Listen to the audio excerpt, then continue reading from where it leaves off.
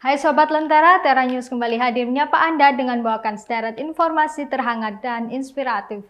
Bersama saya Anissa Zakia, inilah Tera News selengkapnya. Kita mulai dari Washington DC, Amerika Serikat. Untuk saat ini pencarian korban tabrakan pesawat komersial American Airlines dengan helikopter tempur Black Hawk di ibu kota Amerika Serikat itu terus dilakukan. Dan untuk penyelidikan tentang penyebab tabrakan itu tetap terus bergulir. Berikut laporan dari tim VOA di Washington DC. Area lokasi kecelakaan antara pesawat penumpang American Airlines dengan helikopter Black Hawk milik Angkatan Darat Amerika Serikat telah ditutup untuk operasi pencarian dan investigasi. Ini adalah titik terdekat dengan lokasi kejadian meski terhalang jalan tol. Meski operasi pencarian dan investigasi tengah berlangsung, Bandara Nasional Ronald Reagan di belakang saya ini telah dibuka kembali sejak pagi tadi. Di sini Anda dapat melihat pesawat berlalu lalang untuk mendarat di bandara. Tabrakan terjadi pada hari Rabu pukul 9 malam waktu AS ketika pesawat American Airlines akan mendarat ke Bandara Reagan dan bertabrakan dengan helikopter. Saat berita ini dibuat, petugas telah menemukan setidaknya 28 jenazah dari Sungai Potomac, lokasi jatuhnya pesawat. Ini mencakup penumpang dan kru pesawat serta prajurit dalam helikopter Black Hawk. Unbelievable, shocking, just to think about a plane crash in the DC area, a very busy area in terms of aviation.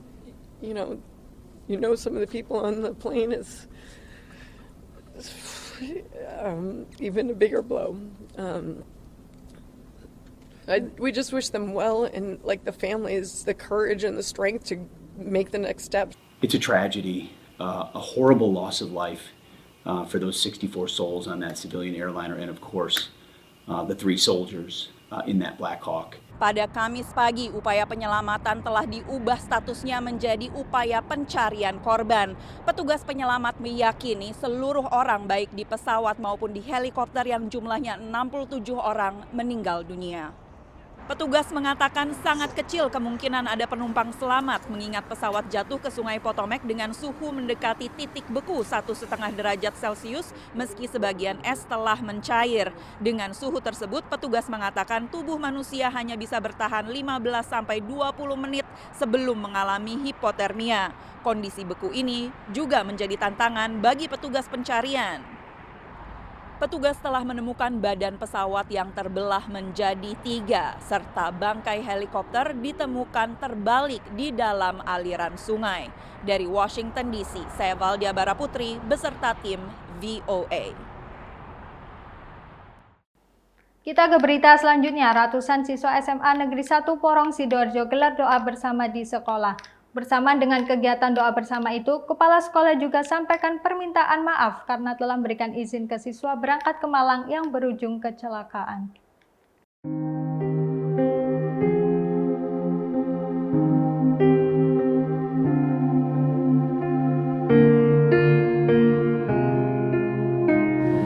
Pasca kecelakaan bis di kilometer 72-200 tol Pandaan Malang yang menimpa puluhan siswa SMA Negeri 1 Porong Sidoarjo, Jawa Timur, ratusan siswa SMA Negeri 1 Porong Sidoarjo pada Senin pagi gelar doa bersama untuk para korban di halaman sekolah. Kepala sekolah yang hadir dalam doa bersama itu menyampaikan permintaan maaf atas diizinkannya para siswa berangkat ke Malang yang berujung kecelakaan.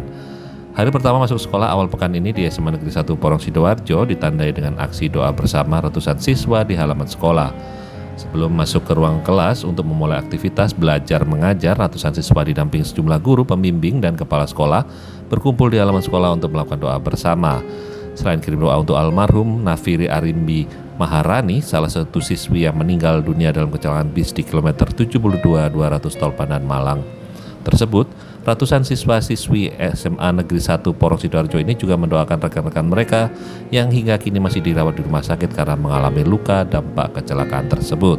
Kepala Sekolah SMA Negeri 1 Porong Sidoarjo, Ropingi, di hadapan ratusan siswa dan guru menyampaikan terkait kasus kecelakaan yang menimpa puluhan siswa kelas 12 ini, jangan ada yang saling menyalahkan. Dalam kesempatan itu, Kepala Sekolah SMA Negeri 1 Porong Sidoarjo menyampaikan permohonan maaf karena telah mengizinkan siswa dan guru pendamping berangkat ke Malang di mana berujung pada kecelakaan yang menyebabkan jatuhnya korban jiwa. Sementara itu diketahui jika kegiatan siswa SMA Negeri 1 Porong Sidoarjo ke Malang dalam rangka foto kenangan untuk buku perpisahan yang berujung kecelakaan di kilometer 72.200 ini tidak berizin ke Dinas Pendidikan Provinsi Jawa Timur. Siswa hanya mendapatkan izin mandiri dari kepala sekolah setempat. Karena seperti ini kejadiannya bagi kami musibah. Ya, tadi saya sampaikan jadi teguran, jadi kasih sayang, dan pelajaran yang kita ambil dari sini adalah kita harus lebih hati-hati dan jangan saling menyalahkan, karena seperti ini kan kegiatan yang dikelola oleh siswa. Nanti kalau ada di guru menyalahkan anak-anak kan sudah saya ingatkan, sudah ini jangan sampai terjadi itu. Ini sudah kita musibah, ya kita tinggal evaluasi diri. Kami menyampaikan bahwa ini mohon maaf kami dalam hal ini ada terjadi kekhilafan, kebijakan kami mungkin kurang tepat. Alan Sori melaporkan untuk Lentera TV. Sesaat lagi kita akan melihat tentang resto yang menawarkan aneka makanan khas Manado di New Jersey, Amerika Serikat. Jadi tetap di Tera News.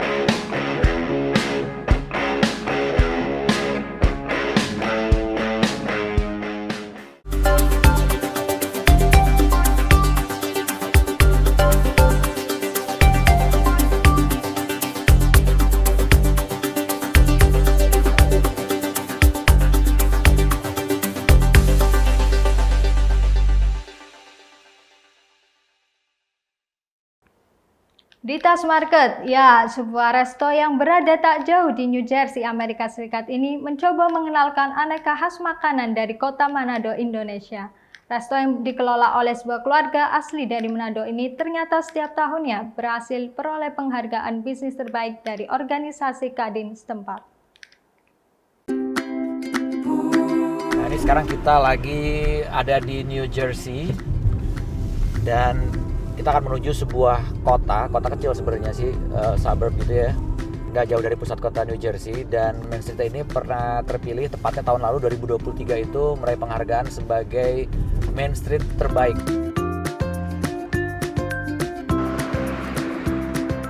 Jalan menelusuri Main Street Metuchen di New Jersey ini tiba-tiba ketemu sama sebuah toko yang langsung kita melihat bendera merah putih dan nggak sabar ingin masuk ke dalamnya. Ini adalah toko milik keluarga Indonesia yang ada di Mettachen ini. Namanya Ditas Market.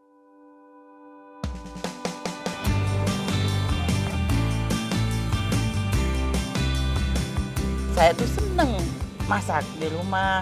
Di rumah kalau saya lagi itu saya jualan dari rumah. Open order di Facebook itu saya masukin makanan saya. Dari rumah mungkin suami aduh tuh sempat kerja juga di company. Terus saya pikir ngapain? Mendingan kita punya talenta. Iya. Suami lihat, oke kalau gitu Buka kita, aja usaha. buka aja usaha.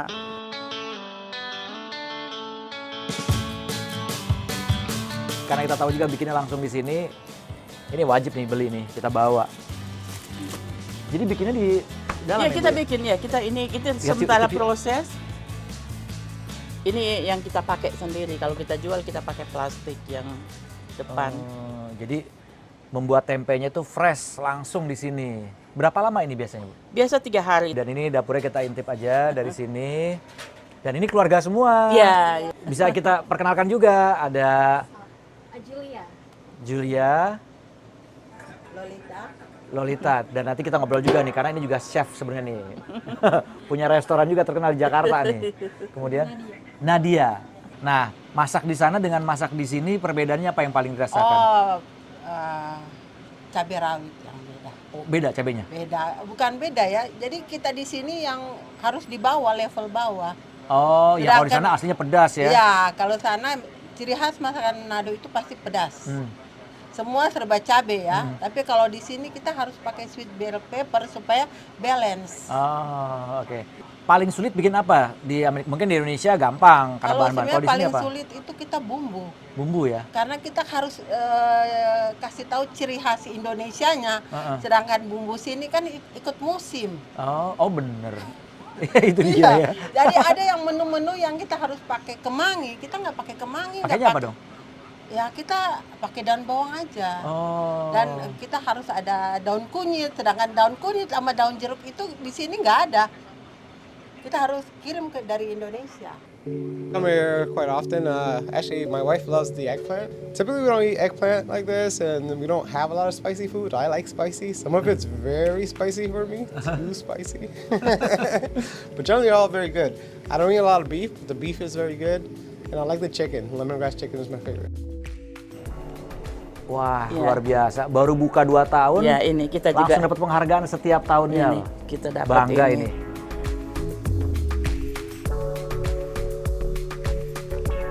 Untuk usaha makanan kayak gini sulit nggak sih izinnya kalau di kota ini? Karena saya dengar juga Mettachen ini kan juga sangat mendukung small business ya. Yes, itu bagusnya itu mayor kita juga, mereka juga dukung yang bisnis kecil begini. Dan kebetulan juga Mettachen ini ya gimana ya, strike juga. Ya. Strike juga, tapi bukan strike-nya, tapi ikut itu aja lah peraturan lah. Ikut peraturan itu akan Ya. dibantu. Ada rasa durian, merah, kacang hijau. Durian, kacang merah, kacang hijau. Kacang hijau sama buah nanas sama pepaya. Asik ya, kita udah ngeliat bisnis diaspora Indonesia yang ada di Mettachen, New Jersey ini. Udah makan juga makanan Indonesia yang enak banget. Kalau gitu sekarang saatnya saya pamit. Irfan Ihsan, Nur Hadi Sucahyo, dan juga Taris Dirziman. Sampai ketemu lagi. Bye-bye.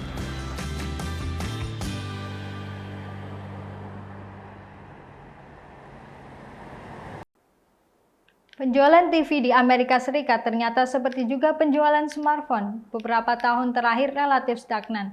Pengguna umumnya saat ini semakin jarang memperbarui barang elektronik, terutama karena tak melihat perubahan signifikan dalam generasi terkini produk tersebut. Untuk saat ini diharapkan dengan adanya teknologi kecerdasan buatan bisa mengubah persepsi masyarakat dan meningkatkan penjualan TV kembali. Produsen elektronik Korea Selatan, LG, meluncurkan TV transparan nirkabel dengan fungsi ganda. You can see it's in transparency mode right now, right behind me, but as soon as I press the button, you can see the black screen raise and it turns into a traditional OLED TV. And so when you're watching movies on Netflix or watching TV shows, this is how you would enjoy it. Satu fitur baru yang juga disertakan adalah chatbot berbasis kecerdasan buatan atau AI yang responsif terhadap perintah dan pertanyaan lisan. AI chatbot is our kind of way of trying to help the user resolve issues quickly. And so typically consumers, when they had the issue, they would call customer service, hang on the line for 10-15 minutes, and finally when they get a hold of someone, they would ask a question. So it was a pretty tedious process. But now we know what the most commonly asked questions are working with the customer service department, whether that's how do I connect to the internet, or how do I connect peripheral devices. So we input all of that information into the TV, so now the user can quickly resolve issues on their own without having to rely on customer service. AI juga menjadi salah satu fitur andalan bagi produsen Korea Selatan lainnya, Samsung. Vision AI for us, it's really about being a companion for you and not just having a TV to watch. It's really about how the TV and the screen can be personalized and incorporated into your everyday life. We have so many features that we're building into our TVs that can actually help your day-to-day. For example, we have Samsung Food that can recommend recipes. Bila melihat adegan makan malam misalnya, pengguna bisa menanyakan apa makanan yang dihidangkan, lalu mencari resepnya. Sebelumnya, produsen smartphone juga berlomba-lomba mengembangkan fitur baru berbasis kecerdasan buatan. Dan ini sekarang sedang dikembangkan untuk televisi, terutama televisi yang bisa menjadi pusat kendali bagi sebuah rumah pintar. One thing is clear from the companies who are creating the AI technology is it needs to be holistic across many different platforms, many different devices. It has to learn about you, and it can only do that if it's interacting with you in multiple places. Beragam fitur ini bisa mendongkrak kembali penjualan TV. One of the things that we in the US and North America and broadly have been struggling with is a lot of people bought tech products during the pandemic, and they don't replace those products every single year. So we've seen declining sales in the US in particular for the past 3 years. 2025 is the year we think that turns around, and we're actually forecasting a return to growth, and that's because consumers are starting to replace those tech products that they purchased during the pandemic. Satu kendala bagi penjualan, TV berbasis AI tercanggih masih berharga premium. Dari Washington DC, Nova Purwadi dan tim VOA. Informasi tadi mengakhiri Tera News saat ini. Anda dapat saksikan kembali tayangan saat ini di YouTube channel kami Lentera TV Media dan website kami lentera.tv. Saya Anissa Zakia pamit undur diri. Terima kasih dan sampai jumpa.